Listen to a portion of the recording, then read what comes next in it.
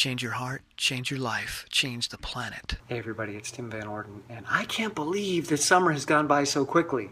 It's already time for my August reading list. So come on over to the whiteboard and I'll show you what I read in the month of August. My intention for the month of August was to have a very light reading list as I got ready for the Woodstock Fruit Festival. I wanted to go over books that I've already read, go over the notes, incorporate them into lectures, so I didn't want a lot of new information on my plate. But I failed miserably in that effort and ended up reading 11 books in a period of 21 days, so a book every 2 days essentially, because I didn't read at all while I was at the festival. And man, was I jonesing for a book. So here's the list. I started out with The Positive Dog, which I'm not going to say much about because I really didn't get much out of that book. It's mostly full of platitudes and feel-good advice, which I really don't see the point for, because although it might make you feel good in the moment or think good in the moment, it doesn't actually change your life or affect your behavior. But the next book, Move Your DNA, bam, 4 stars. Katie Bowman has some great information in that book, which ties in really nicely with all the research that I've been doing on how sitting affects the body in a negative way and how physical movement is essentially the best thing you can do for your mental and physical health. So she's coming at this from another angle, from a biomechanical angle, and it's a really nice addition to the work of John Rady, who wrote Spark, and the gentleman from the Mayo Clinic, whose name I forget, who wrote the book Get Up. So I'll put that in the notes right here. But this is a great addition to those. 4 stars. The next is Candide by Voltaire. And although Voltaire is one of my favorite philosophers and many of his beliefs shape who I am as a human being, this book was not nearly as enjoyable as I thought it was when I was in college, so I'm going to give it 2 stars. It was a giant melodrama that really kind of bored me. The next book, The Mindful Therapist by Daniel Siegel, who is one of my favorite authors. He also wrote Mindsight and Brainstorm, and the last book on this list, The Neurobiology of We.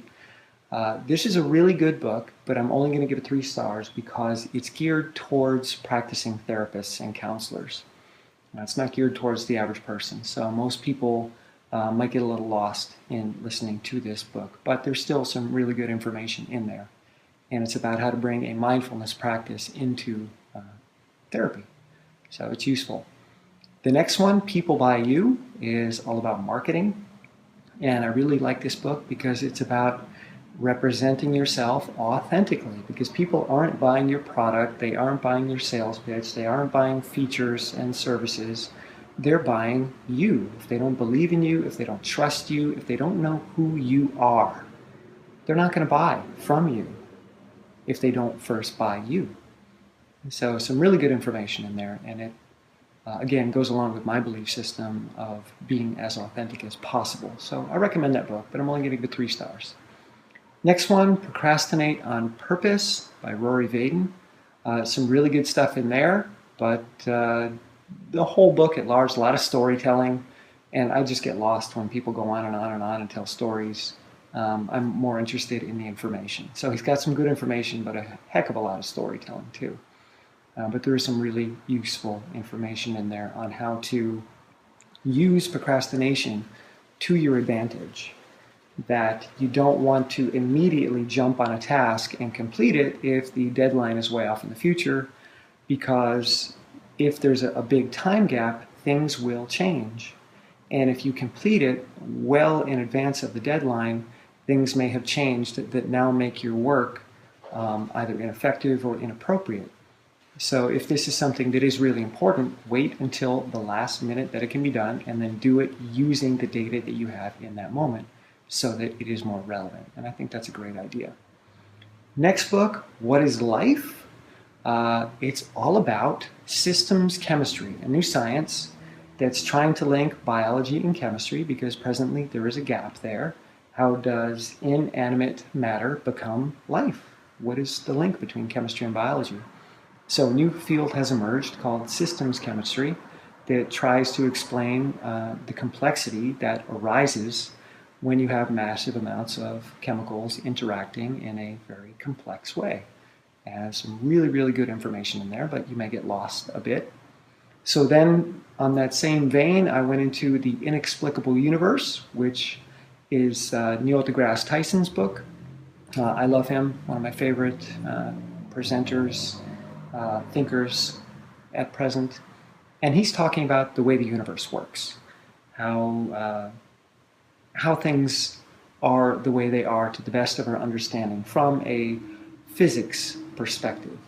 So what is life? Chemistry and biology, The Inexplicable Universe, physics, great stuff in there. Not a perfect book, but there's some usable moments. And then, getting a little deeper, Smashing Physics, which is all about the search for the Higgs boson. And the Higgs boson is the theoretical particle which gives matter its mass, gives it weight, gives it actual physical, a physical representation in the world. And this is written by one of the scientists who discovered the Higgs boson, I think in 2013. They actually found enough data to say, yes, there it is, we have it.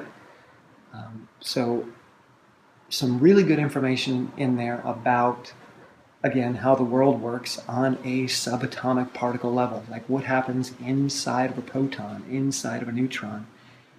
Not just protons and electrons, but what are the quarks doing? How are they interacting with each other? Which particles create these forces? And to me, that's just fascinating. Looking at existence and life on all these different levels and trying to piece it together metaphorically. That's one of the things that I love doing. So those three books go really nicely together. The next one is Off Balance, and it's all about the idea of life-work balance. Like you go to work, and then you have to have a life, and there should be balance there. And this author states that that's a really bad idea, that you don't want to have life-work balance, because when you create that distinction, you're saying that work is not life, and this author asserts that work should be something that really lights you up. Work should be something that really gets you engaged, that adds value to your life rather than takes away from it. And they're not about working harder, but they're about working towards something that gives you meaning and purpose and really getting fully engaged in it. So, good book, 3 stars. But the next one, The Neurobiology of We, another 4-star book, highly recommend it. Again, that's by Daniel Siegel. And I think this might be his latest book, because he's got some new information that I haven't heard in his prior books, all about how our brains are wired to be social and how we have an identity that is actually primarily about social perception. Our very identity is a mechanism of social perception. We do not experience the world alone. We do not perceive the world alone. We perceive the world through the eyes of our brain and the brains of others collectively. And together, our brains are regulating each other. It's not just me that's regulating my brain, and it's not just my environment that's regulating my brain, but my group, my close relationships, my culture is also regulating my brain and my biology, and I'm doing the same to others.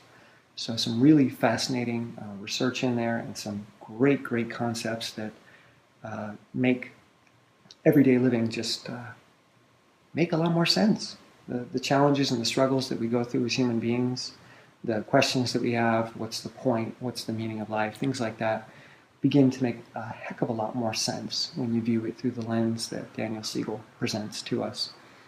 So of all the books on that list, Move Your DNA and The Neurobiology of We, highly recommend those. Those are great. And all the other 3-star books are a good read if you've got the time, if you're interested in any of those subjects.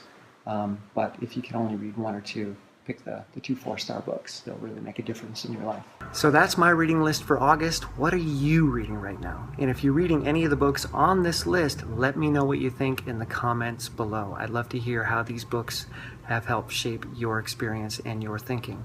And if you're not currently a member of Audible, you can sign up for a free 30-day trial using this link right here, runningraw.com/audible.html.